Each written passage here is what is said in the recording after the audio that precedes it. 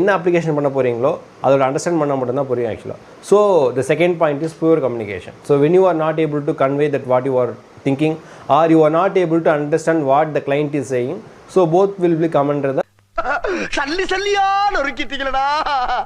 the project will go to the failure mode.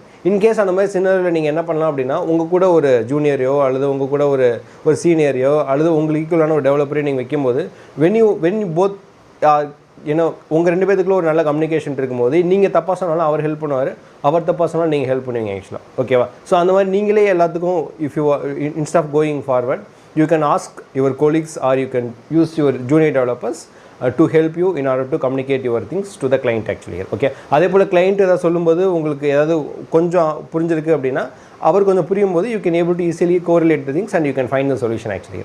ஓகேவா? So அதனால தான் எப்போவுமே இந்த கம்யூனிகேஷன் அப்படிங்கிறது ரொம்ப ரொம்ப முக்கியம் ஆக்சுவலாக. தேர்ட் வந்து பார்த்தீங்க அப்படின்னா அன்ரியலிஸ்டிக்